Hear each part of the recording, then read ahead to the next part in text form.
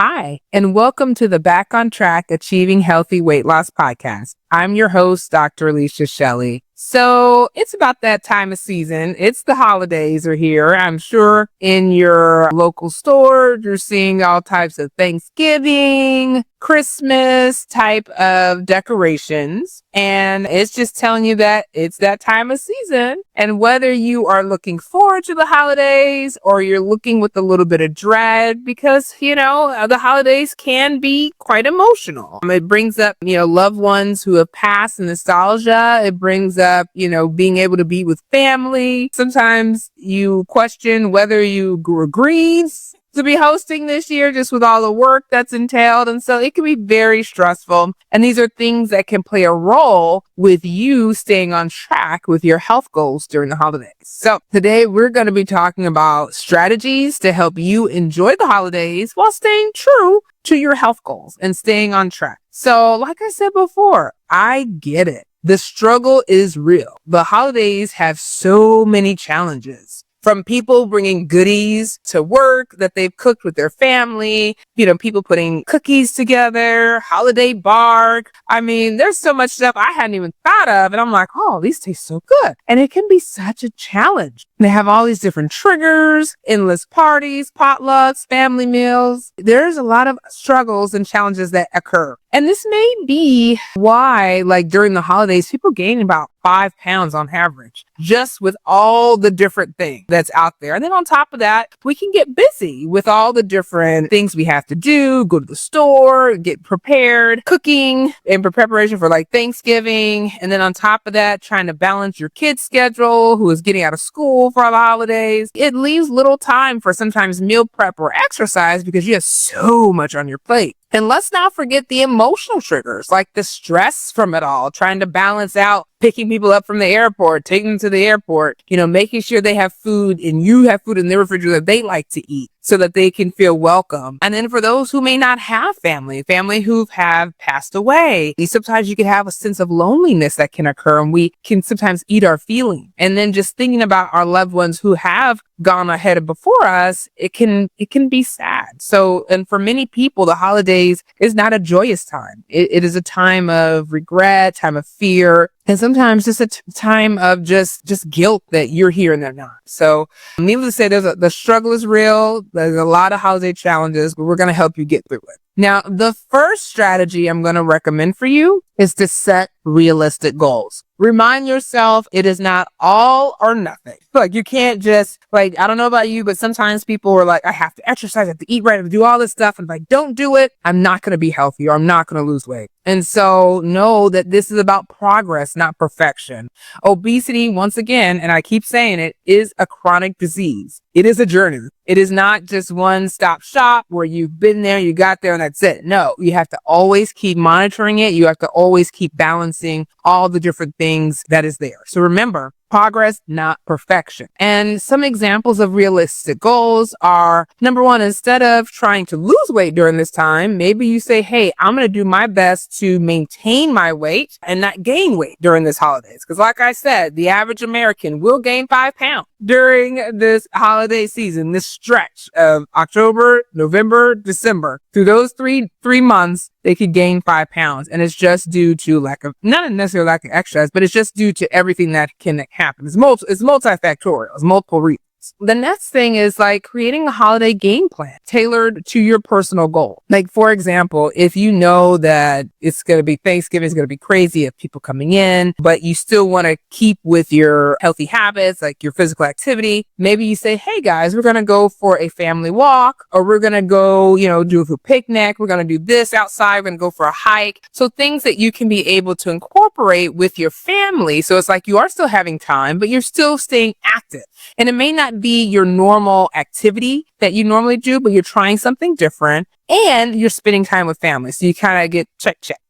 So finding that game plan. I know for me, the one tradition I like to do some type of race the morning of, whether it's the 5K, whether it's the half marathon, whatever it may be. The goal is just to have fun with it and to actually, not only do I go, but some of my friends go, so we cheer each other on while we're doing it. So having that holiday game plan is great. Next suggestion is having practical tips for navigating the food and drink. Because like I said, people are going to be cooking during this time. Is their time where they make Christmas cookies with their kids, holiday bar, all these little things that they're like, I have too much of, and now I have to give out to my friends and family just to show them that I, care. So the one thing I would say is important to incorporate mindful or intuitive eating, where you ask yourself, am I truly hungry? Am I eating because I'm hungry, or am I eating because it's there? So sometimes you need to ask yourself that, pause before reaching out for seconds, eat slowly and kind of savor the flavors, enjoying kind of the tastes and things that you may not usually eat on a regular basis, but eating slowly. Also making smart food choices. Although there may be foods that aren't as healthy on the table for you to eat, but I'm sure there's foods that are. So fill your plate with veggies and protein first, and then go and add the indulgent treats, the sweet potatoes or mashed potatoes. So, kind of adding the grains a little bit later on in that plate, or having a smaller portion of that be on your plate. So at least you can still enjoy, but it's not like you're overdoing it and you're getting your veggies and protein in first. Also, if you're like with some other people where their family just is not very healthy cooking, don't really have that really healthy dish, you bring that dish. Bring a healthy dish so that you can share. I have friends whenever we have who are vegan or vegetarian, and when we have our potlucks, they're like, hey, I'll bring the vegan dish. And it's good. He shares a vegan dish and we all enjoy it. And so at least he has something that he can eat as well. Also, especially if you are drinking alcohol, it's important to stay hydrated, alternating the alcoholic drinks with water for definitely, just so that you're not getting too intoxicated. Also, choose your indulgences wisely. Enjoy what really matters to you. If you're not a cookie person, but you love pound cake, take that one slice of pound cake and leave that cookie alone, because it's not going to hit it for you as this pound cake will. And when you have that pound cake, take one slice and indulge it, and then let it go. The other thing is going to be finding ways to stay active and manage stress is going to be important. So try maybe taking the dog out for a walk after meals, or doing a quick at-home workout. Now, I just want to say that YouTube is great. You can go on YouTube and you can just Google hey, a quick 5-minute exercise routine, and you get all these options that you can choose from. So it makes it a whole lot easier to do a quick at-home workout. Also, you can include your family in some active traditions like a holiday hike or have a dance party. My friend gets her family into a Christmas dance-off. So they're all doing this competition and they have prizes and they come up with different movements, and it's one way how to stay active and then have fun while doing it. And of course, you get to show off your moves. The next thing is going to be with that stress management, making sure you manage your stress, because it can be overwhelming. Trying to get the food on the table, you got things going all over the place, and sometimes being focused can be so overwhelming. So it's important to make sure you practice some mindfulness through deep breathing, meditation, prayer, journaling, and then most importantly, saying no to overscheduling. Make sure you prioritize your rest. Sometimes if they want to have Thanksgiving at your house, you may have to say, hey, I can't do it. You all bring the food. I just supply the place. I just can't do everything. So learn to say no.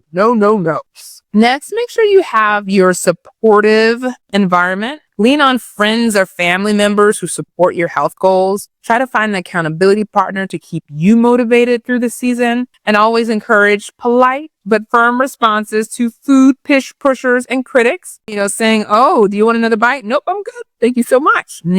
Or critics, that's all you're eating? Or, oh, you're eating that? Just be like, no, this is what I'm doing. Please leave me alone. Leave me alone. And even if you have to say it just like that, we're not talking about my weight. We're not talking about my lifestyle. Let's just enjoy the time we have together, please, and thank you. Also, it may be good to focus on the non-food traditions, like gift exchanges, holiday crafts, decorating, volunteering during this time. So finding ways where you can stay active without really focusing on that food element. I always tell people Christmas and Thanksgiving are one meal.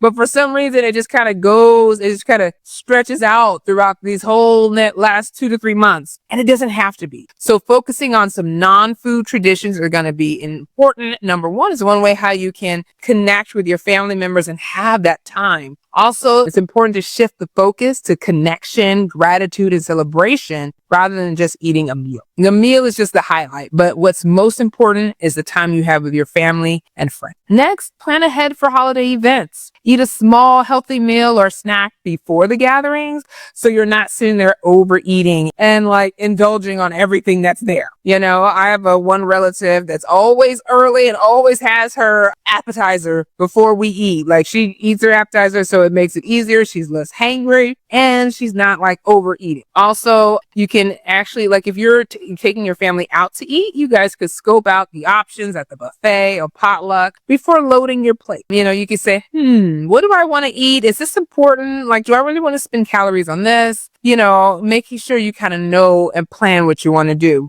Also, plan your week with balance in mind, making sure that you have, you're balancing out getting your water in, your veggies, your workouts on like the non-party days or the days that you don't have to be doing anything. So make sure there's balance because during this time, it is time to indulge with your family, but it's time to rest and get ready for the new year. So that's important. So just to recap, it's important to set realistic goals, make mindful choices, stay active and manage your stress. Focus on connection instead of food. Make sure that you give yourself grace and enjoy the season without guilt. Also, the holiday season, you can prioritize your health while still making wonderful memories. And most importantly, you can do it. You can do this. So thank you so much for listening to the Back on Track Achieving Healthy Weight Loss. Please share your favorite holiday health strategies on our Instagram page or YouTube that you're looking at this. I love to hear what you do to stay healthy during the holidays. And don't forget to leave us a 5-star review and we'll see you all next time.